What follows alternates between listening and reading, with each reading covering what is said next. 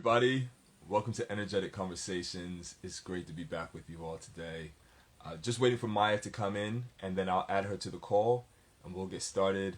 Today we're talking about recognizing wise leadership. As some of you all know, Maya and I launched our consultancy company last month, and so we're going to be talking about some themes that we think can support people in terms of bettering their company culture. I think Maya's just joined, so let me go grab her, and we'll get the show on the road. Yeah, she'll be here in just a second, and then we will start and get this conversation going. Hello. Hey Maya, how are you? I'm good, thank you. How are you? Yeah, I'm well, thank you. It's good to see you. You too. As How are you always. feeling today? Sorry? How are you feeling today? I'm feeling really good. Feeling really good. Really, like, as I said earlier, there was some mild irritations in the morning, but actually there were some beautiful things that happened. So I shared an article online a few, well, today and yesterday, and it's been getting some good traction. So I'm feeling really good about sharing some of the more painful parts of my story and having that make people positive. So I'm feeling very good about that. Amazing. Yeah, I can't wait to read the article and everything like that. But yes, I've heard it's getting good traction, and that's a beautiful thing. Thank you.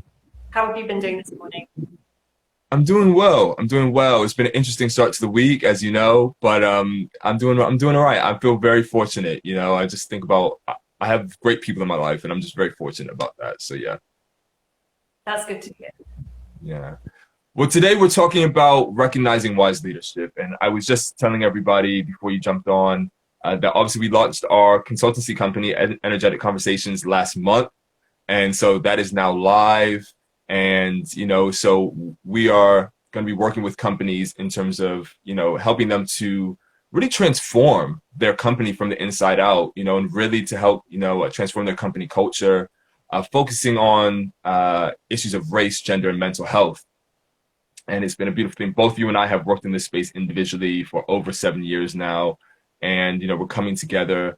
And yeah, it's been a beautiful time so far. And we thought that we would have our next IG Live, so this IG Live, be about recognizing wise leadership, because it's something that every person within any company needs to be able to do. And we'll be sharing kind of our own experiences, and I'm sure we'll be sharing a lot of different things.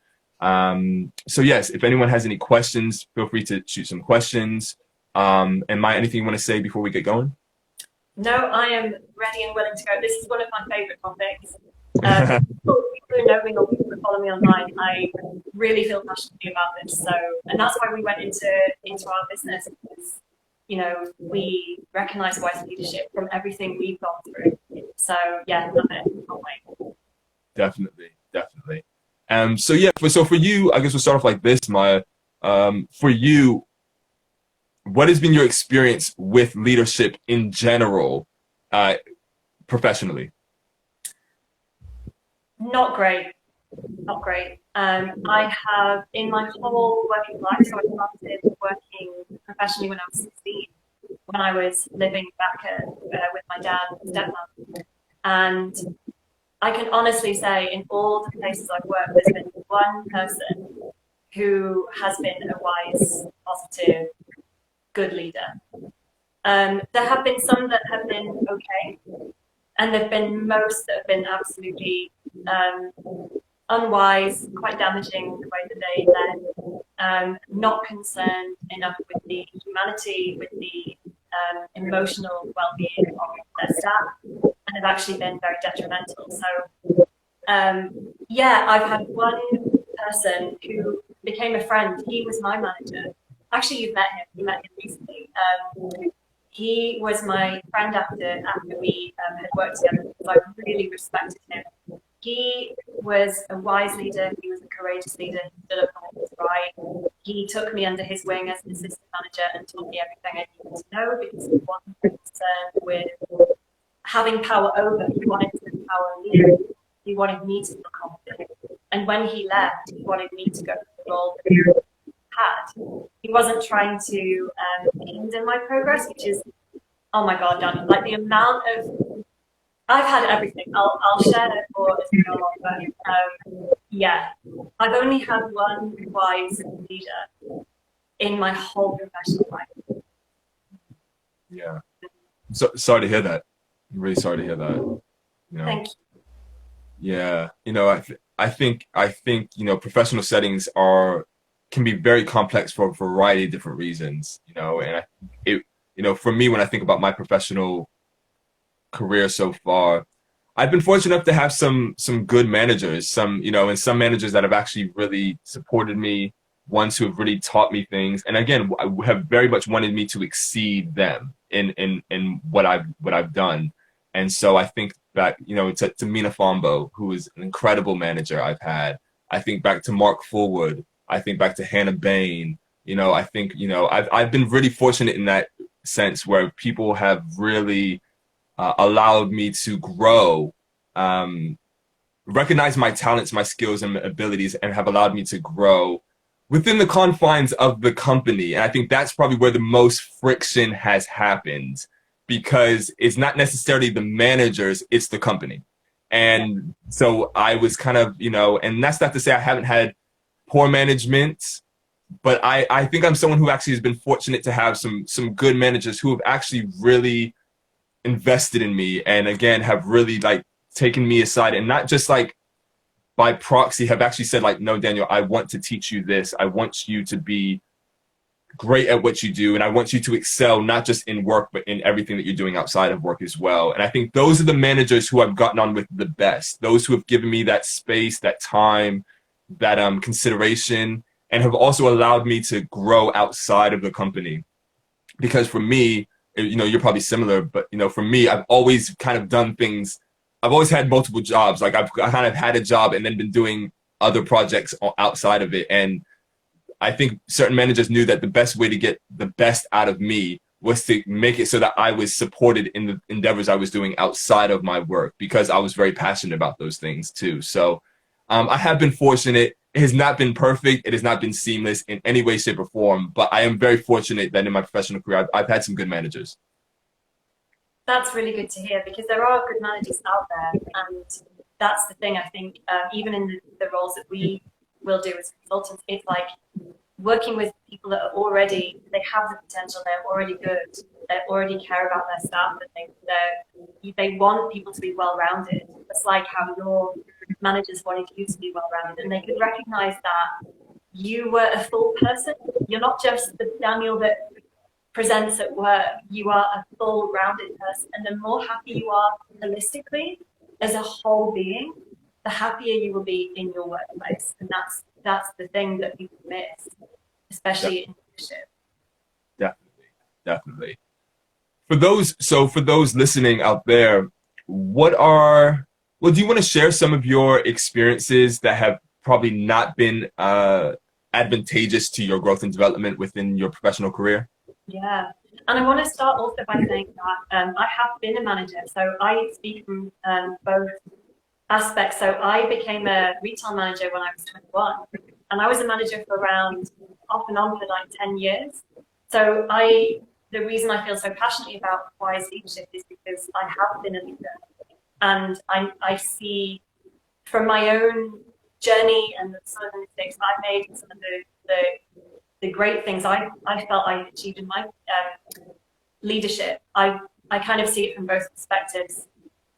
But in terms of, I mean, I've had some shock. Like, I've had like people who didn't care about the basics of humanity. Like in terms of they would allow us to work in workplaces that were below minimum temperature people. So there was one workplace which didn't have a door, and it just had shutters. And in the wintertime, the cold air was just coming in, and we were a clothing store. And so people had to like try on clothes, but not only that, but the staff had to stand there all day. And I'm someone that gets very cold in my extremities. I think it's called like Raynaud's, and it was painful. And no matter how many times we complained, management didn't do anything. And so I actually called environmental health, and they had to come in and threaten the actual management because because the management alone would not take action on behalf of the human needs of their staff. And so that was one thing. The last place I worked for, I mean, this is possibly the biggest thing, and I won't share too much about the personal details because that's still a work in progress. But I experienced racism, and I went through the full complaint process because the person who was managing me at the time, and this is a mental health charity, the person who was managing me went off on maternity leave. And while they were gone, they asked the CEO and other managers to monitor me.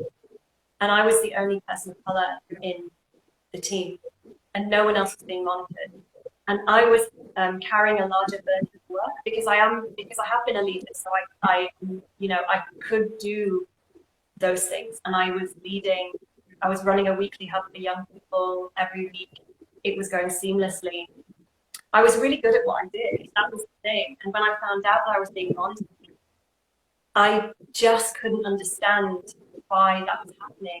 And I wasn't the only one who thought that it could be a race thing, like a sort of racial envy. You know, like you're good at what you do, but I don't want you while I'm away to replace me or to threaten my position. So I went through the formal complaint process, and it was a bunch of white people who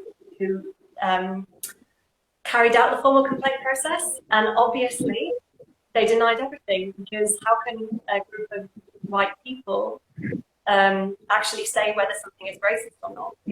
And so it was really traumatic, really, really harrowing. I'd spent 4 years there. I'd given so much to this organization. And that's how I left. And so for me, I've been sitting with this for a few years, you know,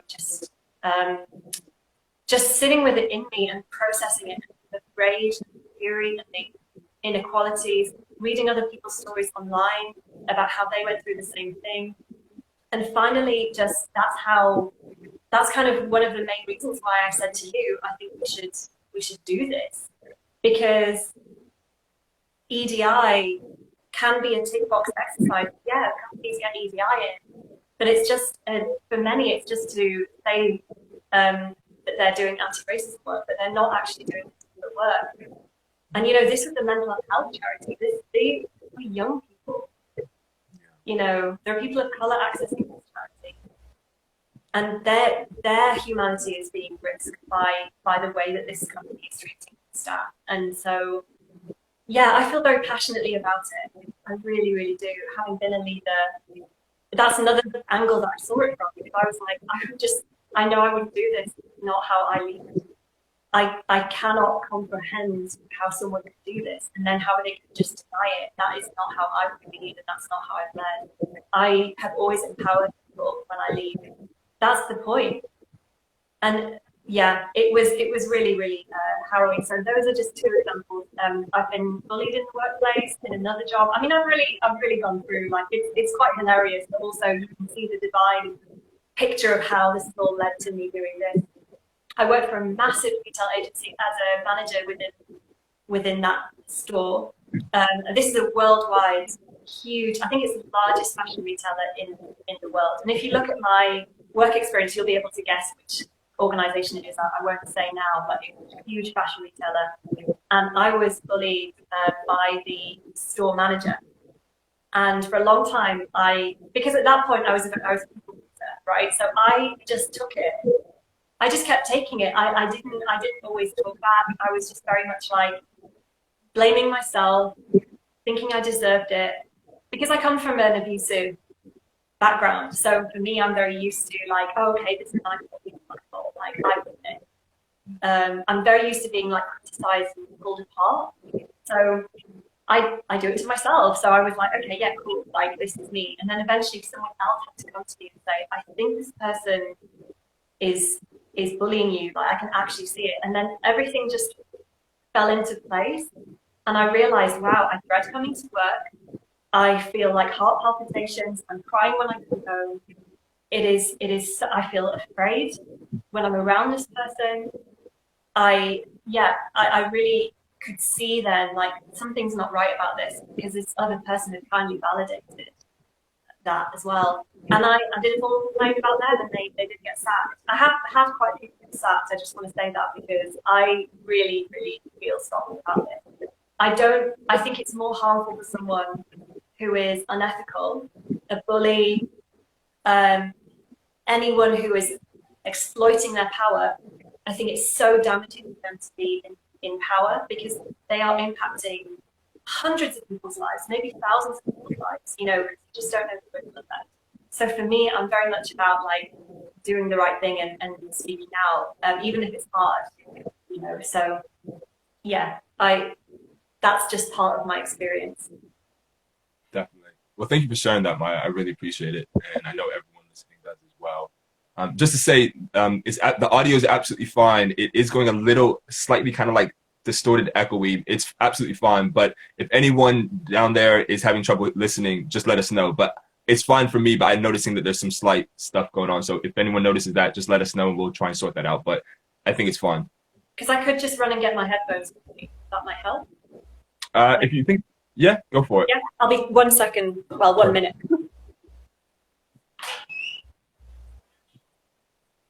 Maya will be right back, everybody. If you have any questions for Maya and I about recognizing wise leadership, what to do if you are in a management position in a company and you're, you know, struggling with different questions, different scenarios around leadership, because there is a distinction between leading and managing.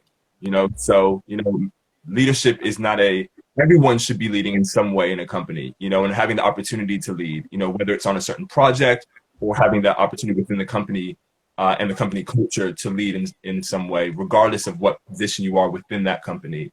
So if you have any questions at all, please do let us know. And yeah, Maya's back. Hello, can you hear me? Is this a little bit better? That's better, yeah. Perfect. Have you had any experiences that have been concerning or worrying in terms of leadership in your experience? Oh, definitely. And I think for me, like yourself, I'm a natural leader. So I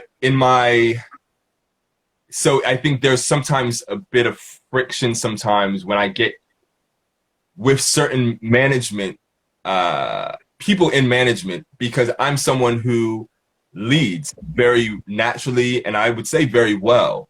And so if I notice that something isn't right, I think it's a natural thing for me to point that out, to showcase that. And then not only that, then for people to kind of galvanize around me and me kind of like, be like, you know, kind of, hey, I don't feel this is right, or there's something wrong here.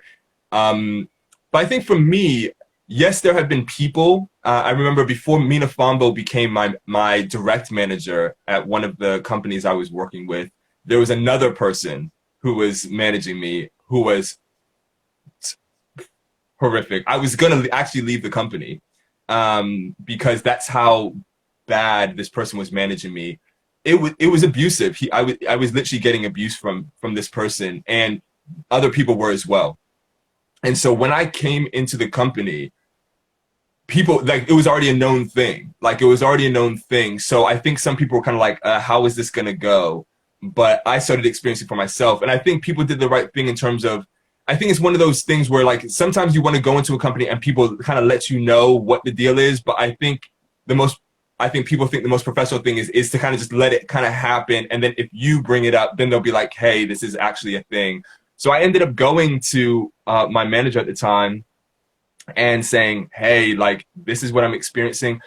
And it was a really big learning curve for me because I didn't know who to go to when it was your actual manager who was the problem. Yeah. So like, I knew that, like, you go to your manager when there are other people who are the problem. But this was my manager. And I was like, who do I go to when my manager is actually the problem and the one abusing me? Yeah. So I ended up going to the department manager and sharing what was going on with me. I felt again, it was one of those times in my career where actually, like, it was a bit new territory for me because I was like, I feel like I'm being abused. I feel like the way I'm being spoken to, the way that it was very abusive. And this person would do it to even people out in different departments. And it was really challenging as well, because it was a female-centric organization, and this was a man. And the way that he would speak to other people, particularly women, really made me uncomfortable. And I really didn't like it. And I knew the way that he was speaking to me. And I was like, I find this incredibly abusive. So I had a lot of different issues with how this person was operating.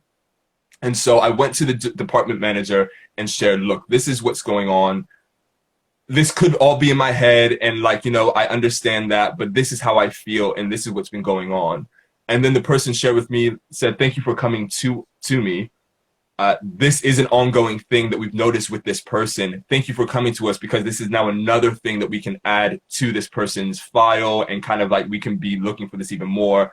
I think it's one of those things where I think they were trying to get this person out, but like did not have enough to like fully get this person gone. And I think that's another challenging thing, because it is kind of hard to fire people in this day and age as well, with so many legalities around it. So anyway, I said yes. I said that I would keep checking back in with them. I mean, it probably was like a month or so later, so much stuff had happened. I was like, I had to go back to the department lead and say this had been happening. I mean, just the levels of abuse I was receiving. At that time I was on a 6-month contract with the option of staying on. And at that point I had decided that I'm leaving after 6 months. I don't care if they asked me to stay on or not. Come to find out they did want me to stay on, but I was just like, I'm going to leave.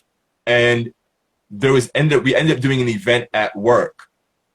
And, I mean, I was struggling. Like, so for instance, there was an event going on. We worked with young people, and the person was like kind of yelling at me because I had put the wrong card reader in the camera or something like that, or something. There was a tech issue going on.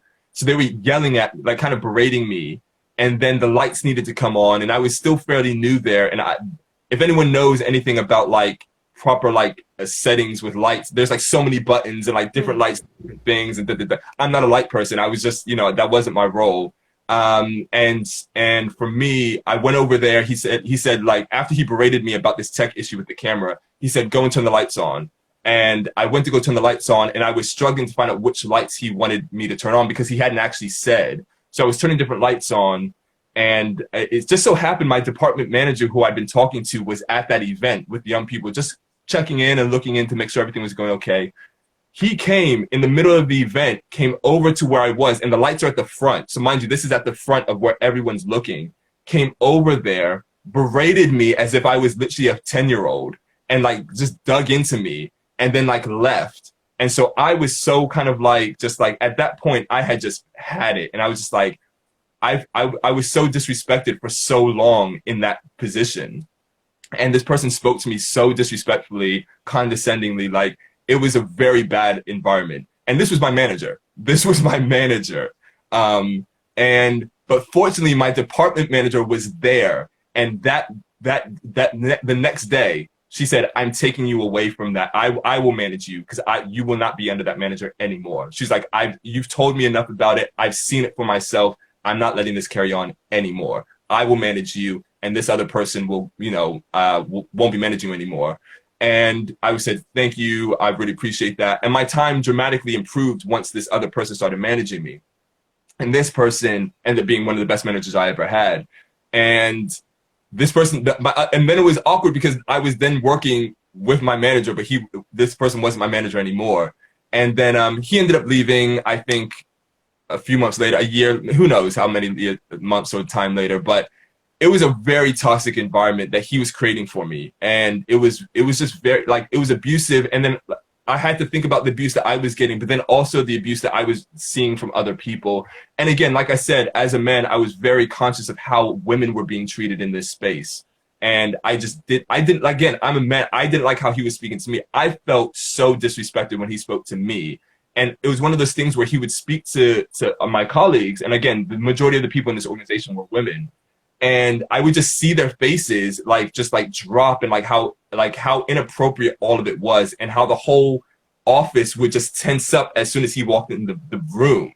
And it was just like, nah, we can't do this. Like, we can't do this.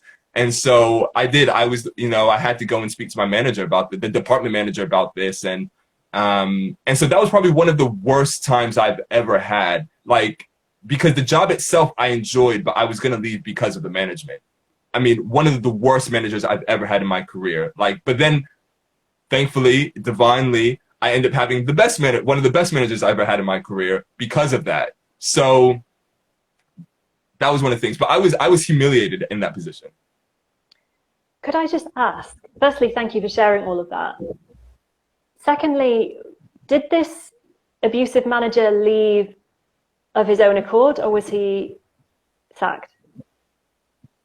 I can't fully remember what was going on, but it was one of those things where essentially I think he was sacked, but he was able to kind of like present as if he was leaving on his own accord type of thing. And he was still able to kind of like, which there was tension around because there were people who were like, he should be sacked and like he shouldn't be able to get like whatever payout he was getting or anything like that. But I think at that point they were just like, we just want this person gone. So like whatever we have to do to get this person gone, we will do. So I don't fully remember exactly the dynamics of it, but it was kind of like a twofold thing. They were like, we need you to go. But then he was kind of like trying to hold on a bit, or I don't know. But how he presented was that I'm leaving, I'm going to start my own thing type of thing. And was it about a year, did you say? Was it about a year? It probably was like, I probably like about 6 months. 6 months. I maybe just over 6 months from the time that he actually left. So I have a huge problem with that. Mm. And I've seen this so many times in my own career where there is too long a gap where these people who are actually abusive are allowed to stay in the company and carry on their abuse. And so we're talking about wise leadership in terms of even the leaders of them, like the regional managers, like that was not wise leadership.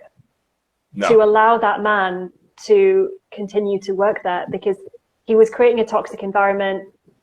Was anyone maybe someone was supervising him, but it wasn't truly working because it sounds like he was still being toxic.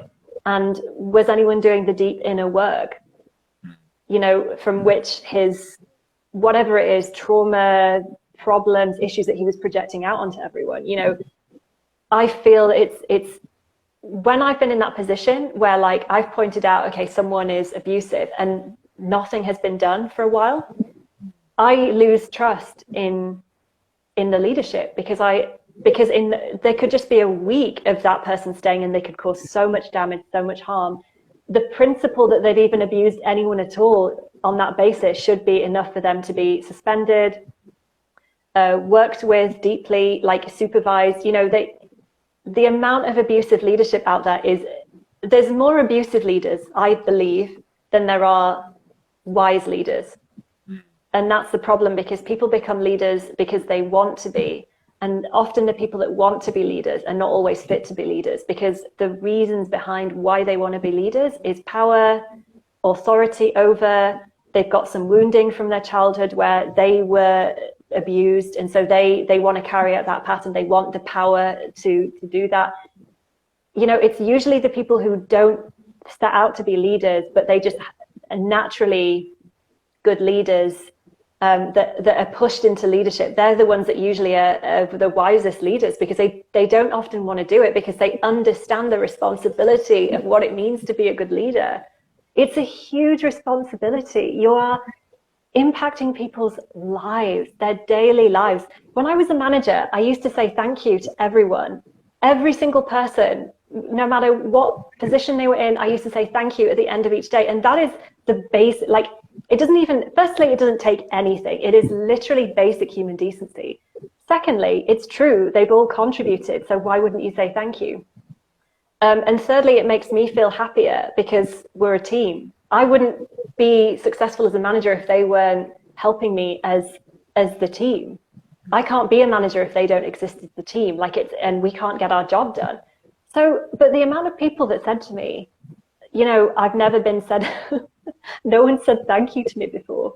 Like, it's astounding. Like, this is the kind of leadership that's out there. And I mean, look at our country, and I'm talking about Britain now, but I mean, look around the world. I mean, look at America, like everywhere, but look at England. Like, we do not on a collective level recognize wise leadership. And I remember saying to someone the other day, the reason we have people like Boris Johnson and people like that in leadership, I mean, obviously he's leaving, but the replacement will probably not be much better, is because a lot of us have been abused in our families, in our childhood, and we understand authority figures being very closely linked to abuse. Because a lot of us have been abused. And so when we see an authority figure who is abusive on a collective level, we recognize that as safe because we're coming from a very traumatic place. So for us, like, you know, or like Boris Johnson, you know, who lies, he's caused the deaths of so many people. He has, you know, it's just unimaginable the amount of damage this person has done and the people around him. We think that's normal because we come from abusive backgrounds where there've been especially abusive patriarchs in our family. I know for me, one of the reasons I accepted so much abuse is because my granddad was put into the patriarchal role when he moved over from Uganda here to England, and he was the patriarch. But he has a plethora of trauma-related mental health issues that have never been diagnosed. He has been abusive since I've known him. I mean, he actively says he hates me, and he says it to other people too. This is what I was told was normal because everyone around me and my family told me to shut up and said, you know, he loves you. He's just saying it because he loves you. And so I equated love with hate, love with abuse.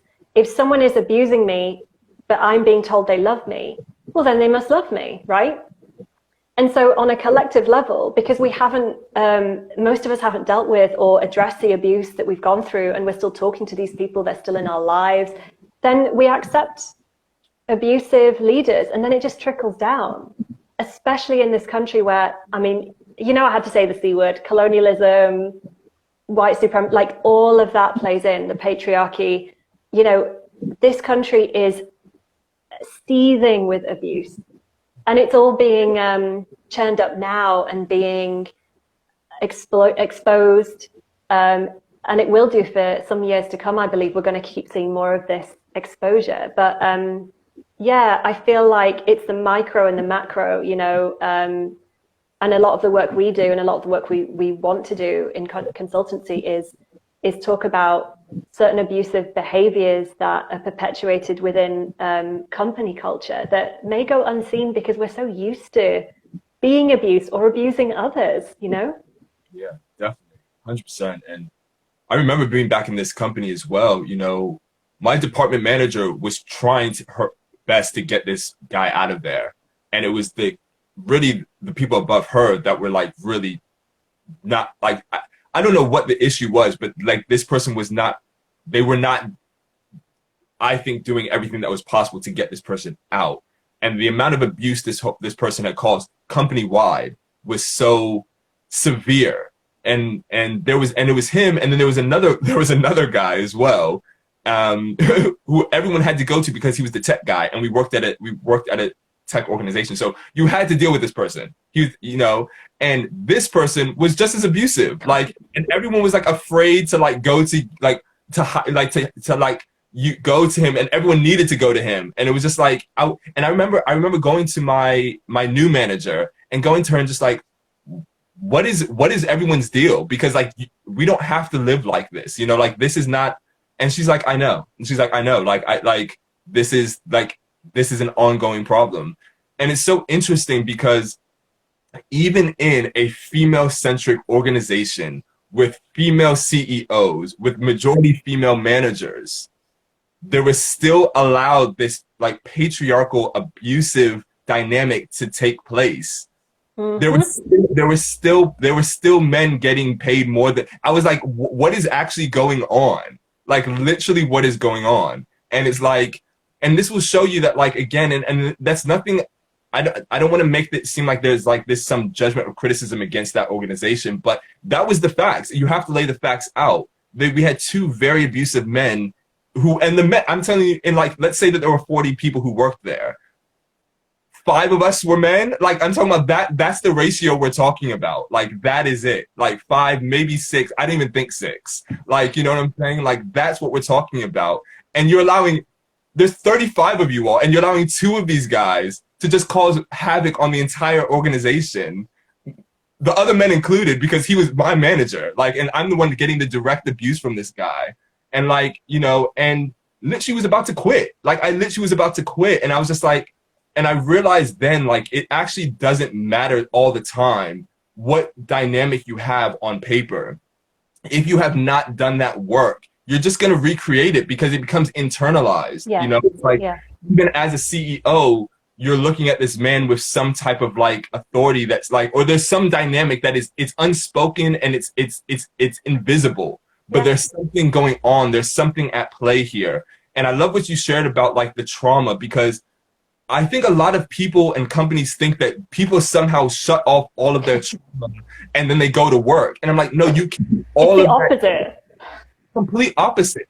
This guy, so the tech guy, they had to ask it, they literally had to make him go to anger management so that he could so he could keep his job. I was like, well, yes, you should do that, but also too, just fire him. Like, actually just let him go. Like, and I'm like, they were like, the lengths of which you are going to try and keep this person here is just ridiculous. Yeah.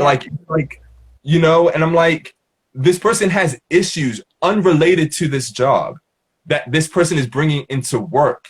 And it is another thing where it's like, as a company, you have the part of doing the work to transform your company culture. You can't just look at it from a professional point of view. You have to have people do the work, their work, their work.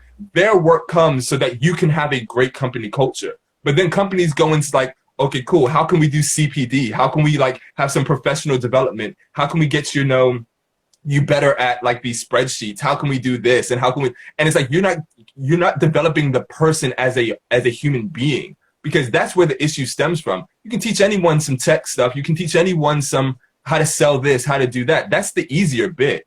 But when you have people who have like trauma coming into this, like different companies and organizations, you know, you have men, again, who have all of these like complete no sexual boundaries, men who've been doing their whole life. You have men doing all these different things, and unbeknownst to them, that's the energy they're giving off. And you're wondering why Mark can't get along with Sandra and Sandra can't get along with Mark. And the reality is that he's got predatory energy and she's been abused. And like, no one's talking about it. They haven't even processed their own stuff. And that's the dynamic that's causing the friction within the company. But you all, like, no one can really get to the root of it because you all aren't doing the work with the people. You all keep throwing stuff like, you know, we're going to take you on an away day and we're going to teach you about this and we're going to teach you about that. And it's like, you need to actually work with these people as a whole. That is what's going to help transform your company culture, not just throwing more professional rhetoric onto people and thinking that some type of like written like formal complaint or written thing is just going to be the ultimatum that's going to shift this. Those things carry weight. Those things are important. Or some written conversation, I meant to say. Those things are important, but it's like, that is not going to shift the company culture, because you have energy in here that you cannot get rid of, because the people are going to always bring it. In a meeting, in a sale, in whatever, it's going to be there. And that is, for me, I have noticed in my professional career, that has been the root of so much trauma and abuse that I've experienced and other people experience in my working environment. Beautifully said, and it is absolutely spot on, and it's true. It's like the elephant in the room, that, you know, it's there whether you say it or not, and it's gonna literally leak energetically into every single interaction, everything, whether it's misogyny, racism, you know, mental health issues. It's going to leak into everything. And like you said, people don't just leave all their problems at the door and then go to work and they're just a whole new person. Life, as we've seen in the public eye recently, with all the exposure coming out and around politics, celebrities, everything, you can never leave your problems at home. They're in you. And I think another thing you said was so good, so true, in terms of they have to do the inner work. They have to do the inner work. And I think this is where we come in, and where a lot of other maybe similar people that do similar work come in, because I think a lot of people don't know how to do that work, and they don't know how to create a safe space within which to do that work, because maybe they've never done it before. They don't know what it looks like. And I think that's where we come in, because we actually create a safe space for people to explore some of those harder traumatic issues. And we hold that space. Both of us are very used to that, because we've worked in mental health through leadership, through other means. You know, I held space for young people to talk about their abuse and different things that have impacted them. And I think space holders are not given enough credit. It's incredibly important to hold space for people to bring their traumatizing issues, which could be impacting their work, to process them together, and then to close that space out in a way where confidentiality is honored. Everyone is respected no matter what they've brought. And I'm saying, like, even with racism, you know, there could be white people admitting in this safe space that they have racism. And technically that's what we want. Because every white person has it within them. So it's like, actually, you're one step closer to healing it if you actually admit to it. But it's in these safe spaces where maybe people of color then will have to also witness that and to hold that. And it's up to the space holders like you and I, or whoever is doing this work, to really facilitate that. And it's a skill. It's a skill that it's taken many years to hold the complexity and to master that skill. It's not something easy. And I think that's why I think a lot of companies do need consultants that work to that level, that work with trauma, that work with the unsaid and the energetics of things, not just slapping a EDI. I mean, what company now hasn't had an EDI and they're still out there, like, sexism, racism, misogyny, white supremacy, it's rampant. You know, EDI is just a tick box. So yeah, I think it's really valuable what you've said.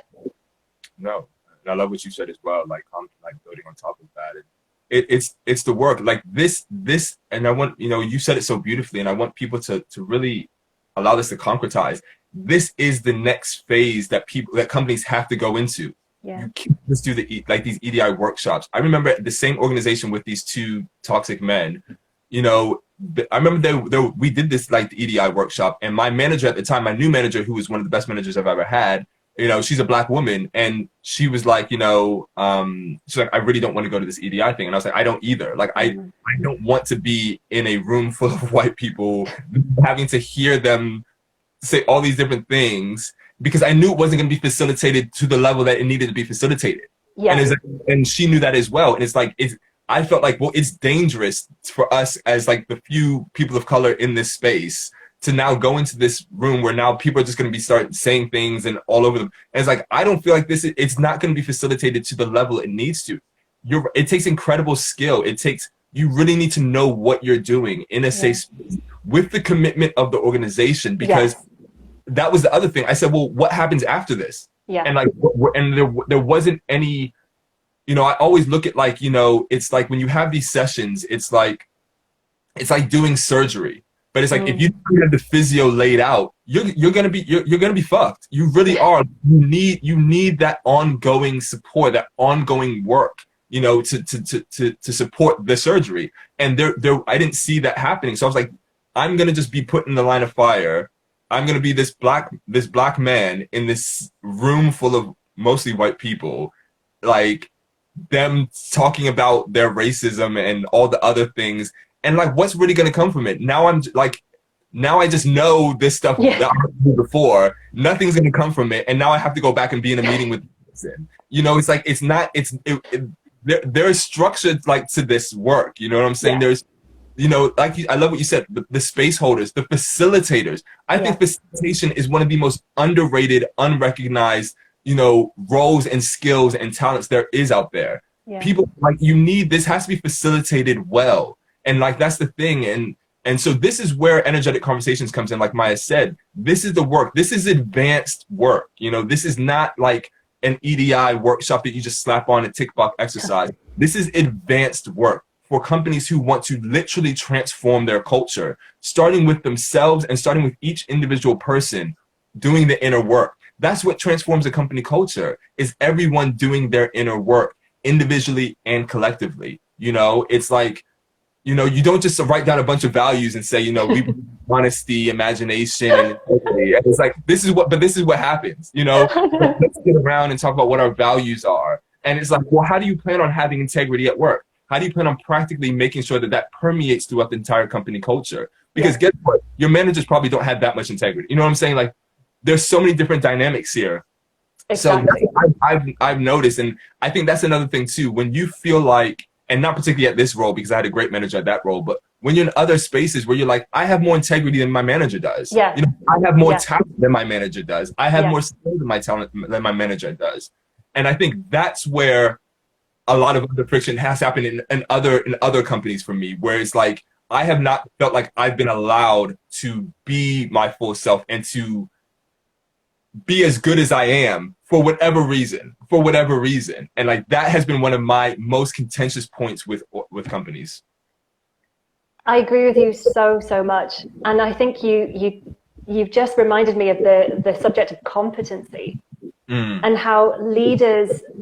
In an ideal world, leaders would be leaders because they are proven to be the most competent, the most wise, the most tactful, the space holders, the ones who allow everyone to be their full human selves. But our leadership is not based on competency. It isn't in our family life. It isn't in our professional life. It isn't in the world around us in general.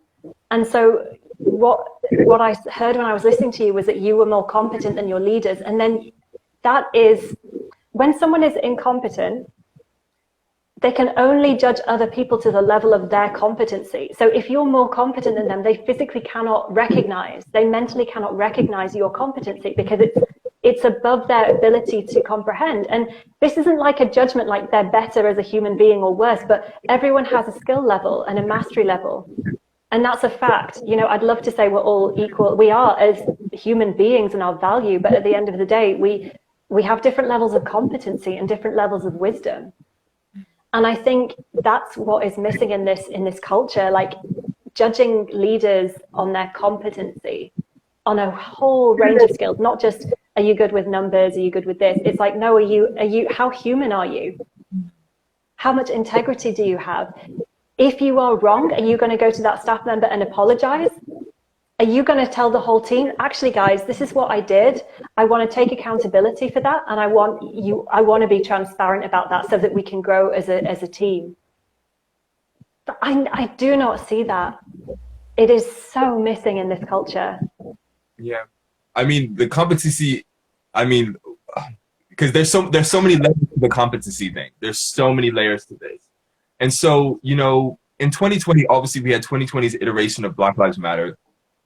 And that got a lot of companies being like, we need to do EDI. Like everyone was just like, everyone. EDI. And so I remember working, you know, in certain companies. And so I'm listening to these managers who manage bucket loads of people. These are high position, high paid, highly influential people, you know, oftentimes white people.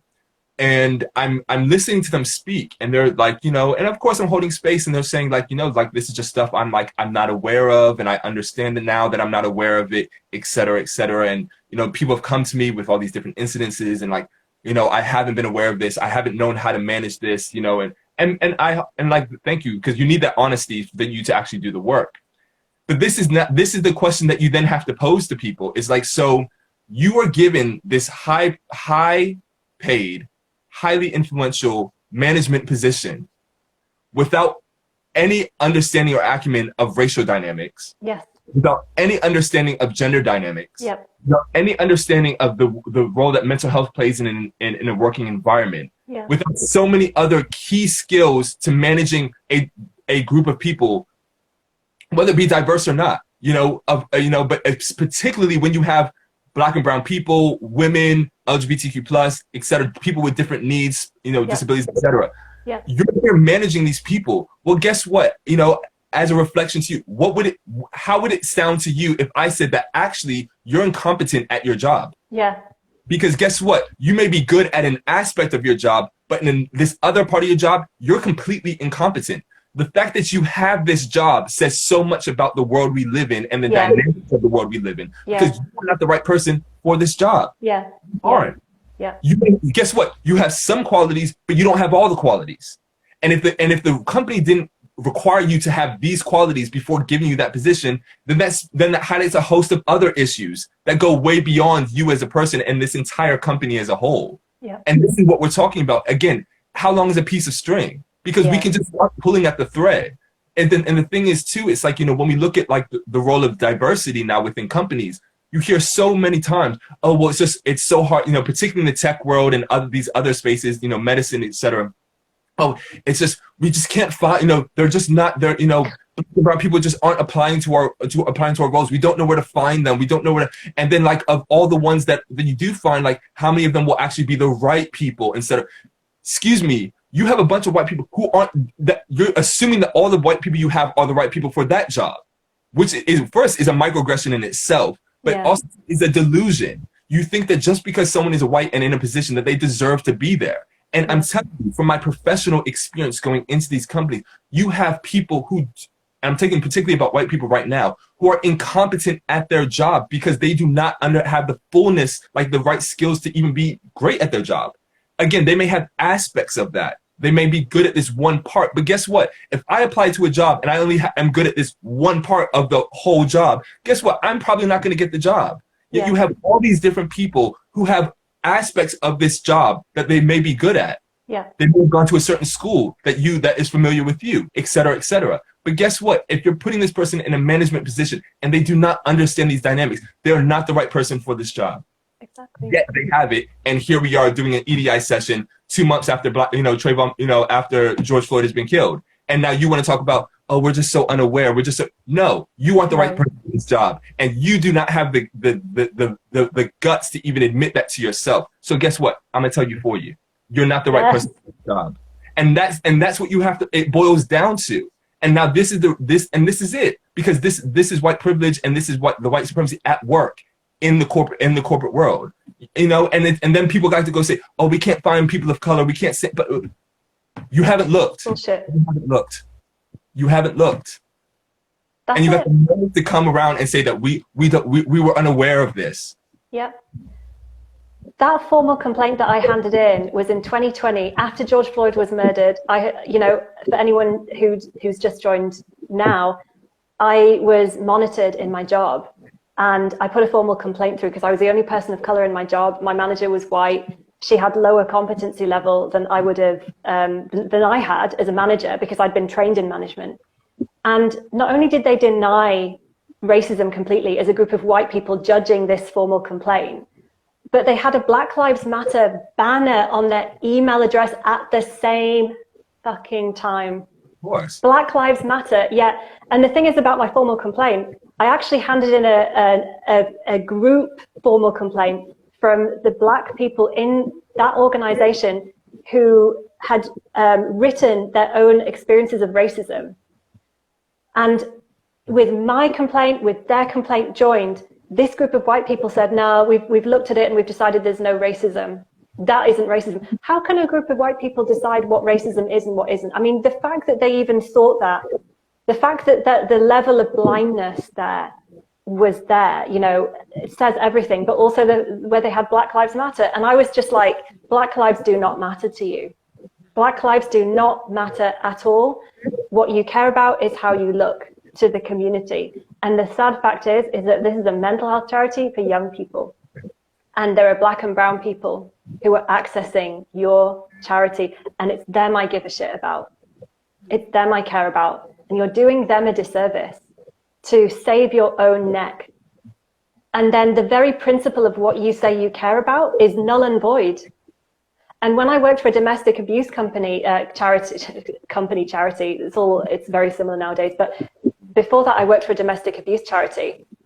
And the leader of that was a female who, she was actually a nice person. She wasn't abusive in the obvious sense, but she had wanted to be a CEO by the age of 40, and that was her goal. And she became a CEO, but she was incompetent at her job because I witnessed women and children suffering because she didn't have the skills, she didn't have any background in domestic abuse, she didn't have any background in actually management skills.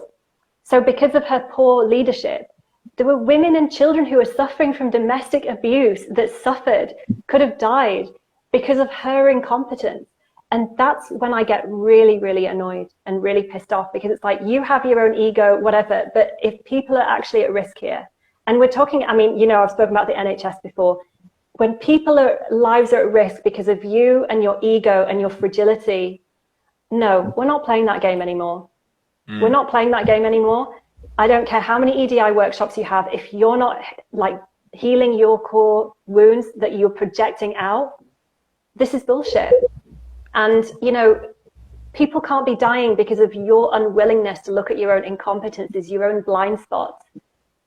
This is not the world that we're creating anymore. Like, that world has to come down. And that's the thing. A lot of these companies, you know, they're built, it's like the government, it's built on inequity.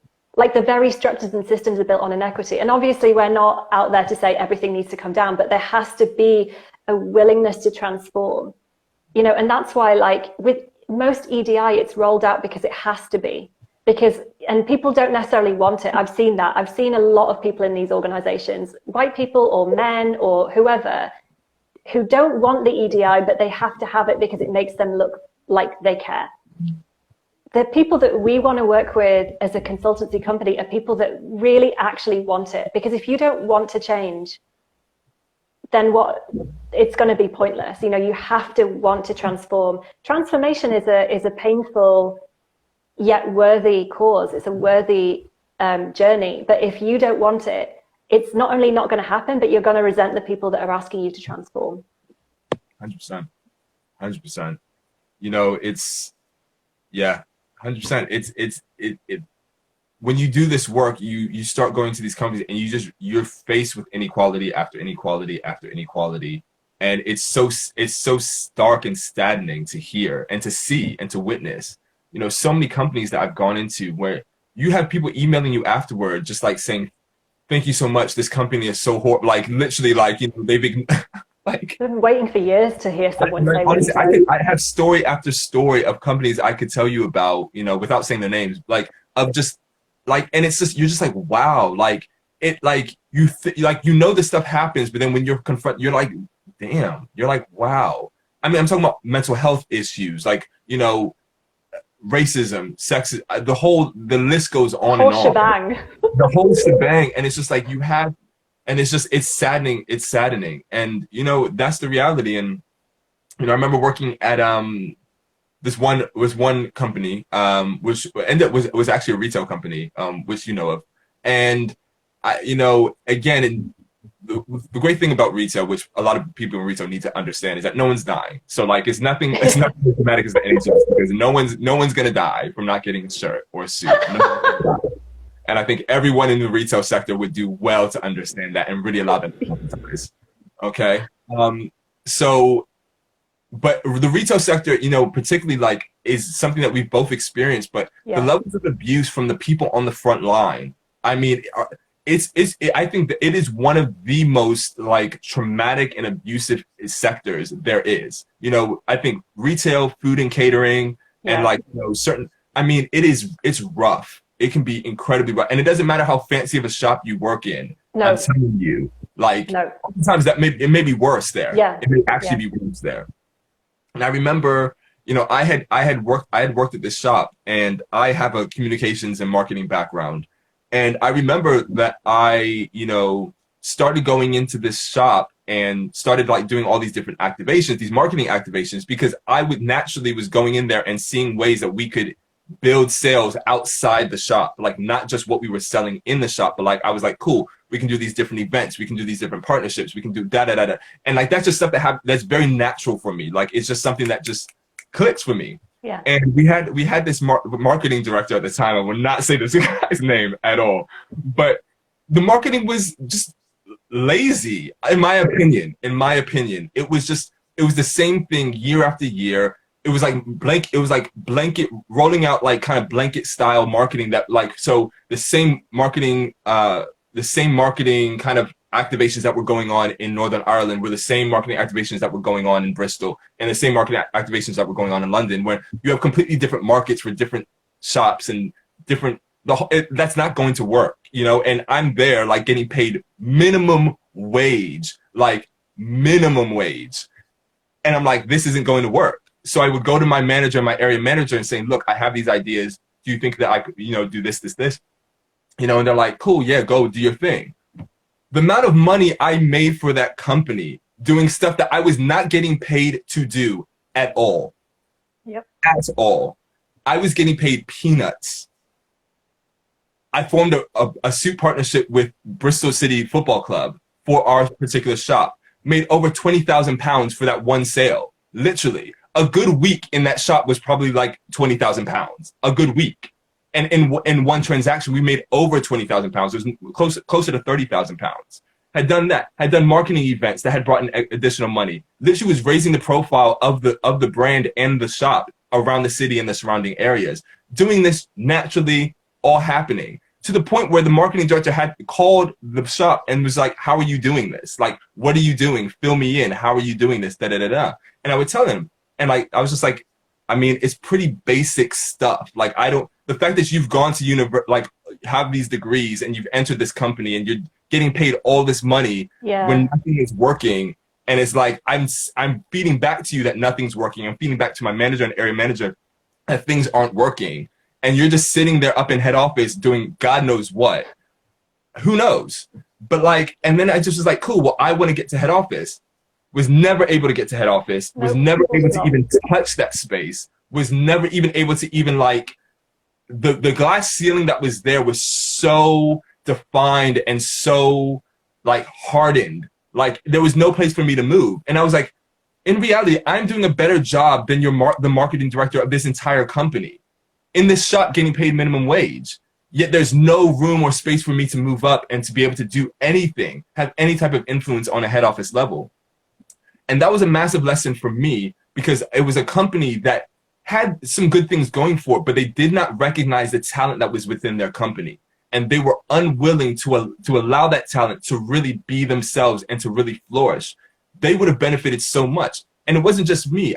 Working in that retail shop, that was some of the most talented people I had ever worked with in my life in that retail shop, because you had people who were graphic designers but working there part-time, you know, people who were like at university but working there part-time, studying to be solicitors working there part-time, so many different industries and just working there part-time, obviously, you know, like to get the discount and get a bit of extra change. The same way I was doing that. There was so much talent there. And then when that talent tried to move up or tried to do anything, they were shut down.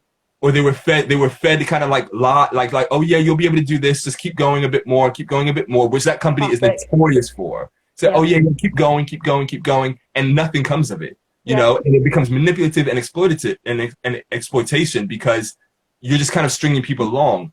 And so it was this big lesson of like, again, slightly different conversations to what we were just talking about, but like companies not recognizing the talent that's there. And I think some of that stems from this like ego like you were talking about, is like you have people who like come from very different backgrounds than these people at head office, but who are doing actually a much more adequate job because they understand the dynamics of the company and they understand the dynamics of like the culture that's around the company and the community that's around the company. And also too, they may just be better at their job than you. Like actually, what if that's the case? Oftentimes it is. Most of the time it is. What if this, 23-year-old black man is just better at your job than you are without having all of the privileges that you've been afforded to in your life? Maybe that's the case. And I think that's what ends up happening in companies as well. And I know you experienced it at the charity you were working with. It's this envy, and you feel it. You feel it. Oh.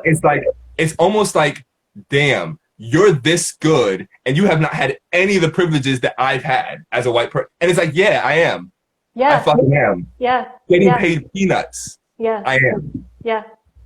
And this happens across the world, but particularly in the West. This is what happens. And then the gaslighting happens. It's like, we can't find black or brown people. We can't It's like, no, you have them.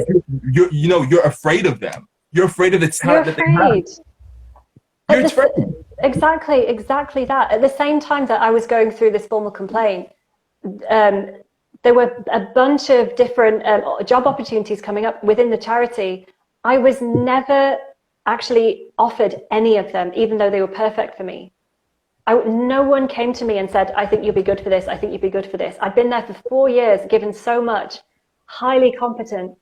And it never came, because at the end of the day, like you said, and like I said, it's envy. It's like the threat of you being more competent is too much for them to bear. And so they'd rather gaslight, push you down, deny. And it's so duplicitous. And I think any company that hires people on the basis of we want to see you grow, we want to do this, we want to do that. Bullshit. It's very few companies that really even have the capacity in their structure, never mind have the people working there who really genuinely want to see their team members grow and excel them.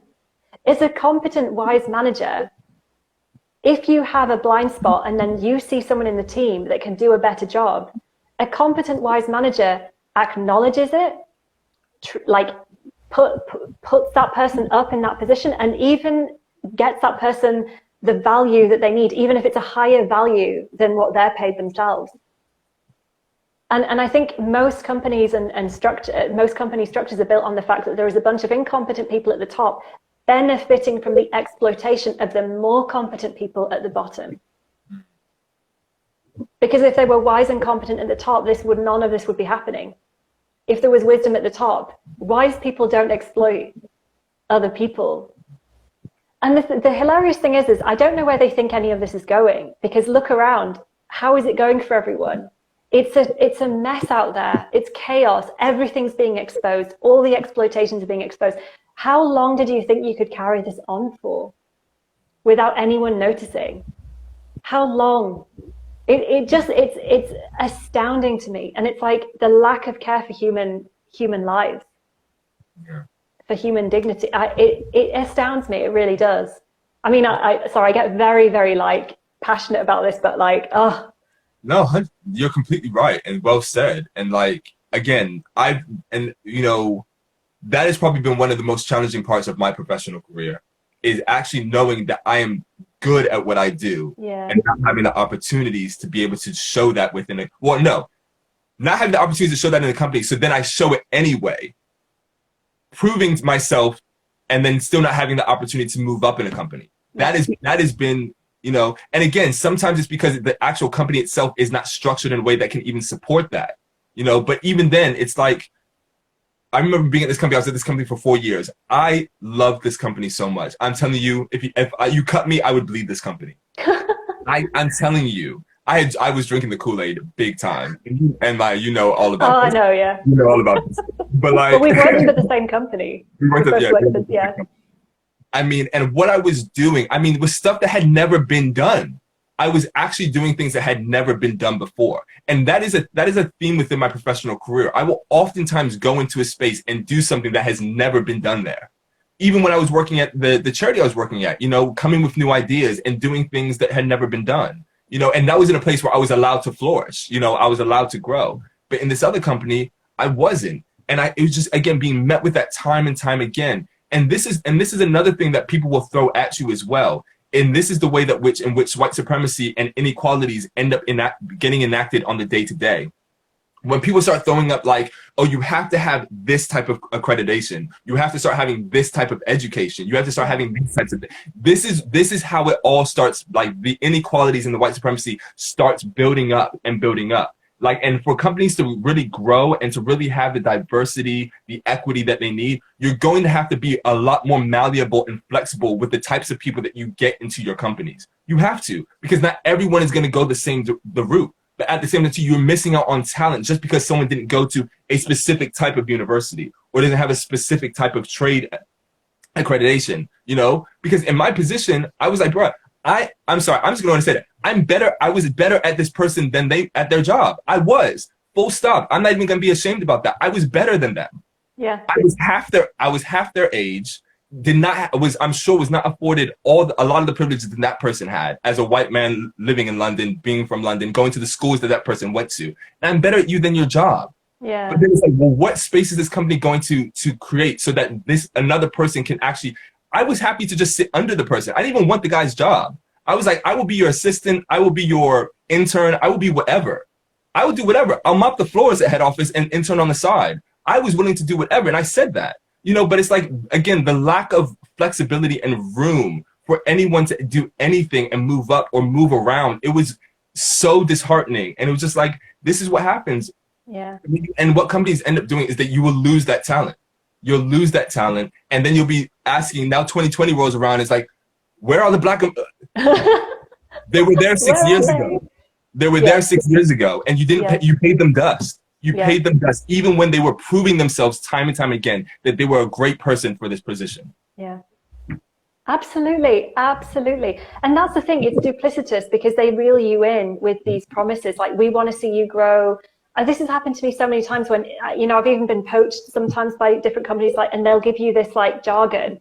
Then you end up being bullied or monitored, or like being not having the willingness to grow, or the structure to grow. And it's like, if you were just honest, then at least you would give me a chance to make that proper decision. But you've lured me in on false pretenses. If your company does not allow people to grow, say it. Be competent enough to actually recognize it and say it, so that I know what I'm getting into. Don't be duplicitous. Don't feed me any crap about, you know, like, we really want to see our staff grow. We really want to like lift you up. No, you don't.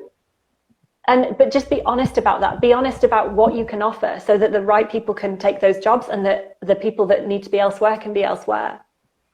And another toxic thing that I've seen, especially in this last charity that I worked for, which ended up being racist and sexist and all kinds of things, when a team member did well, they expected you to go on this particular platform called Workplace and to shout about every single achievement you'd had.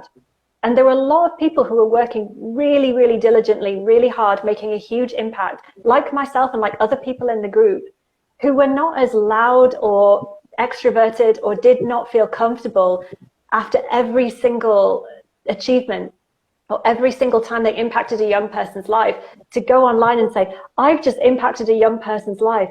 And the managers that were above us used to monitor this platform, and they used to literally not bother to look at through their own eyes and see, like, actually this person has been doing well. I can see they might be quieter, but I know what they're doing. They just looked at this platform, and if you weren't like typing away, like, oh, I've done so well on, you know, blah blah blah, then you were just invisible. So it's like, what's the bloody point? I could be impacting so many people's lives, but if you don't see me banging on about it on this platform, you're not going to give me. You're either going to monitor me, or you're going to give me. You're not going to give me opportunities, because my personality is not that. And I think it's that unwillingness to see the humanity of your team and the different personalities, and trying to just fit everyone into this mold of like extroversion, or it's very like patriarchal. It's like we're not, a lot of us, especially female identifying people or people from the LGBTQ plus community, we are not conditioned to just shout about our achievements. We've been actually pushed down and told, do not shout about your achievements. My dad used to tell me every day, be humble, be humble, be humble, be humble. And then complained when I didn't put myself forward for jobs when I was older. Well, yeah, you told me to be humble. I don't believe in myself. Are you happy now? You know? So like, a lot of us have been like, through race, through gender, we've been like pushed down. And then when we get into these workplaces, we have to like scream about ourselves. And I think it's just so toxic. And I heard so many people in that space who were similar to me, that were like, why are we not seen by our managers anyway? Isn't that wise leadership to like actually see your team for who they are as rounded people?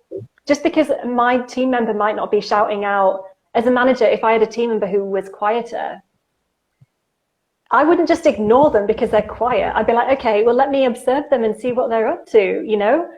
Like, just because they're not loud. And often loudest vessels are the emptiest. Or what is it? The emptiest vessels make the loudest noise. You know, and so it's just this kind of, it's just upside down. It feels, yeah, it's a lack of compassion for the fullness of humanity in so many different ways. And I think that's where our work comes in, because there's just so much. And then, you know, we haven't even touched on depression, anxiety, all of those things that come into someone's life. They could be being abused at home. They could just have CPTSD. I have CPTSD. You know, there's just so much that we bring into work and that impacts us. And then you expect someone who has these mental health issues to go and do something that they don't feel comfortable with. And then if they don't do it, they are reprimanded or judged or whatever it is. And it's like, we're human. We're human. You can't put us all into the same box. And the sensitivities that I might have, they're my superpower. That's why I do this job. That's why I can do this job, because I have experienced abuse. I have got CPTSD. Therefore, I can see it in other people. I'm highly sensitive, so I can see it, I can feel it. Yeah. And so, you know, it's just lack of recognition for who we truly are as human beings. And a great team is one, and a great leader is one, which allows for the fullness of everyone to be who they are and to thrive not only in the job, but outside of the job too. 100%. 100%. Beautifully said, and I think that's one of the reasons why I had to leave corporate spaces, because I did not like the subservient nature that I was taking on to be in those spaces. Yeah. I didn't, the way I talk now was not how I talked when I was back at that company. You know what I'm saying? Like that, I hear you.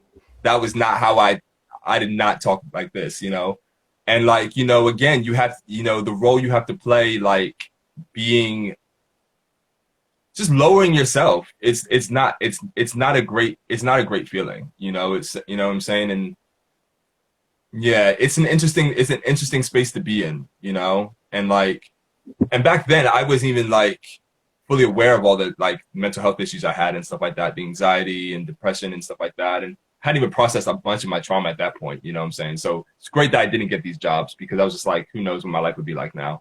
But same. That was the other thing too. It's just like, I realized that, like,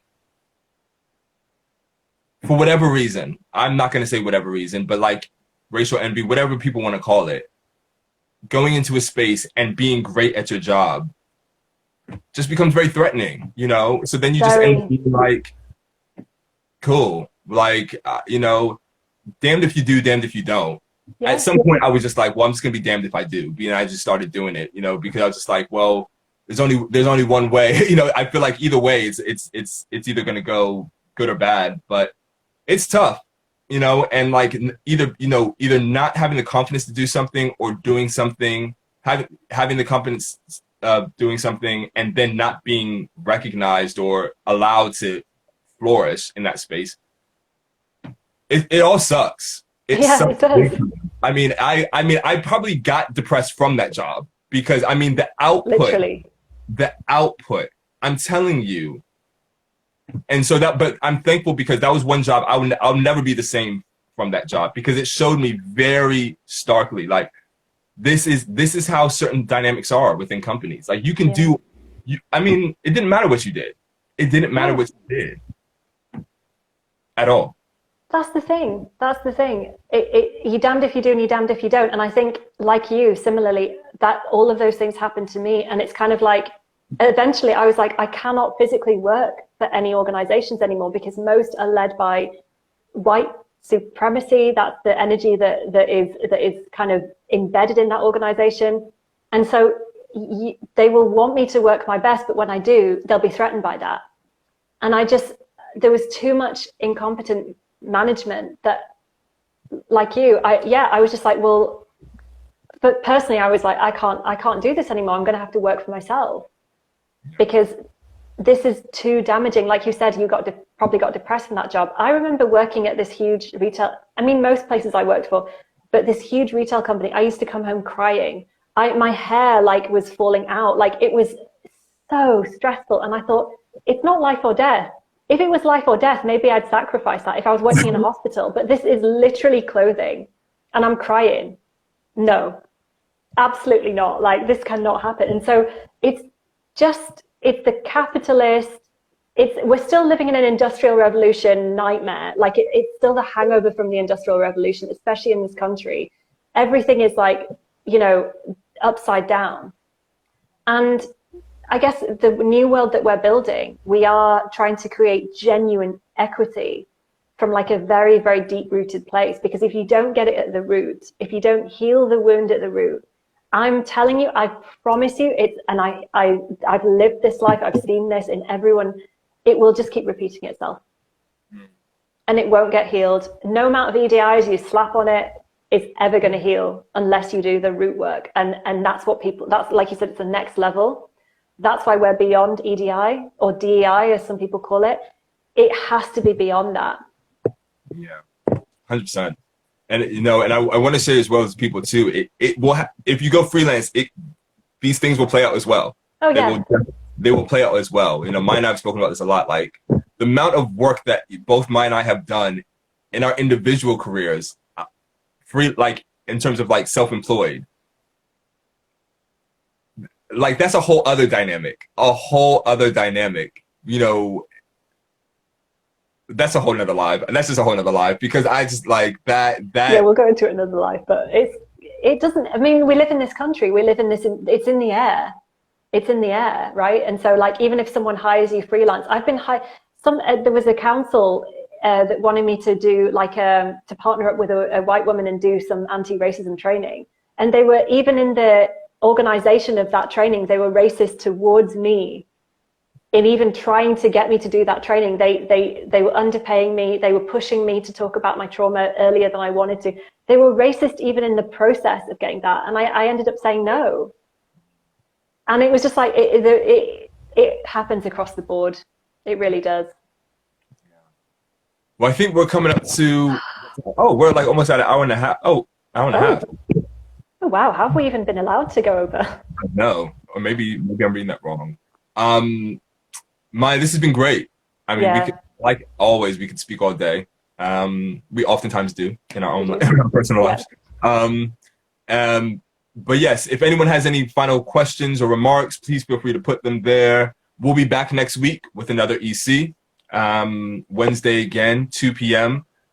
British GMT. I always say British time. I'm like, that's not a thing. GMT. And so, yeah, any closing remarks, Maya?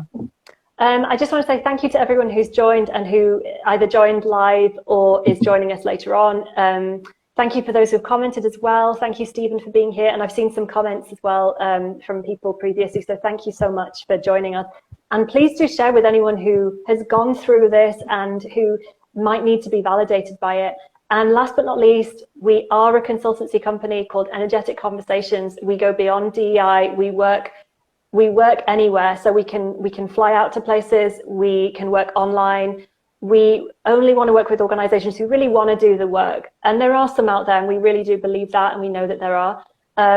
So please do check out our website and get in touch if you have any questions. We would love to hear from you. So thank you all for being here. Thank you all. Have a good one. Take care.